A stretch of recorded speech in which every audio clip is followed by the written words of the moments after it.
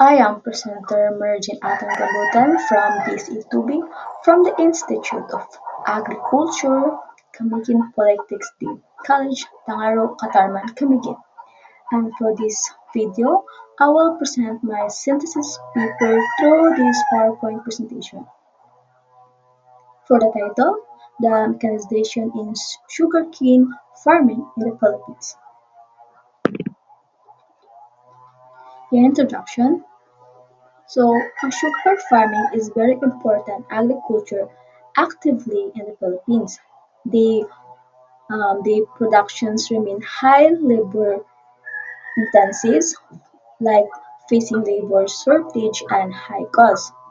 Also, farm mechanization is promoted to improve efficiency, reduce losses, and increase productivity.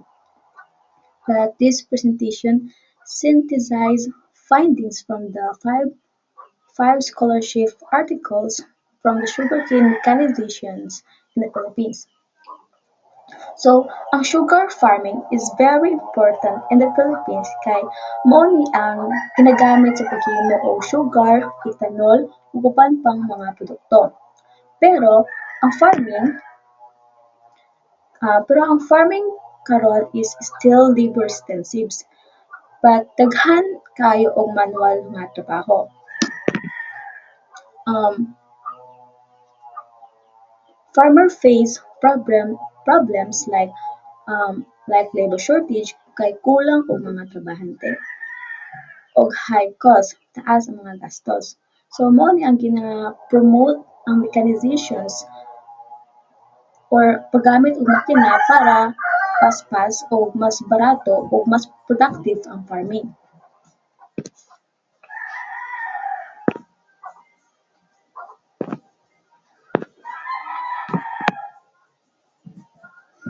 For the research findings, first, the mechanization improves from farm efficiency and timelines of operation. Ang kaning mga machines is makahelp siya sa mga farmers finish operations on time, sama sa pagbukas o pag-ani. Kung sakto ang oras sa pag-operation, mas maayo ang pag-abot sa tunon. Dili magdugay-dugay ang trabaho. Farmers can expect better yield, mas daghan siya og ani. Labor requirements are reduced specifically during peak farming seasons. Kani pod is ang mechanization is naka-reduce siya og needs during peak seasons sa mga panahon nga daghan trabaho pero dili jud mawala ang trabaho sa mga tao. Instead, mechanization creates new jobs like mga machines operator or mga mechanics.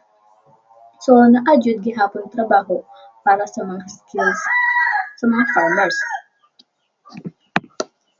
High cost of machinery limits adoptions among small-scale farmers. Kani pod is problema gyud ang mahal nga makina. Mga small farmers lisod gyud kaayo ang kapalit. Dugay pa ang land fragmentation gamay-gamay ug nakabuwag ang mga yuta. Dili siya kaayo efficient para sa mga makina.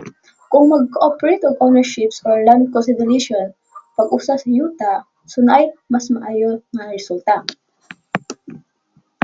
For the land fragmentation ng farm size affect mechanization efficiency.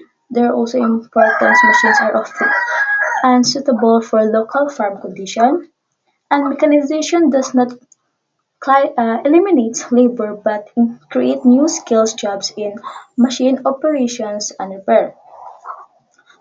Important ang machines are not always suitable sa atong soil o climate. Usahay dili siya mo work properly sa local conditions.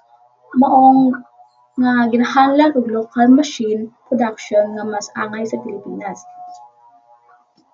And the strong government support training ang local machine productions needed to sustainable adoption.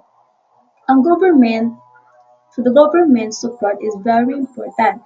Agencies like PhilMec na naghata og trainings, subsidies or programa para matabangan ang mga farmers. Kung kung mag-land consolidation, pag-usa sa mga yuta, mas epekto ang paggamit sa makina. So, support from government is a key para masustain ang mechanization. So, mechanization is not just about machine. Dili siya bahin sa makina, pero bahin siya pod sa pag-improve ang efficiency sa pag-minor sa gastos o paghimo sa ubang bag-ong oportunidad.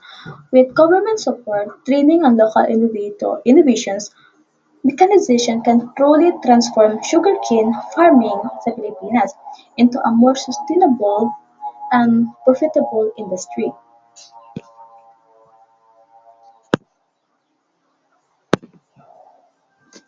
So this is my references, which I get in for 5 articles that based in my one crop choices, which is the sugar cane. Thank you.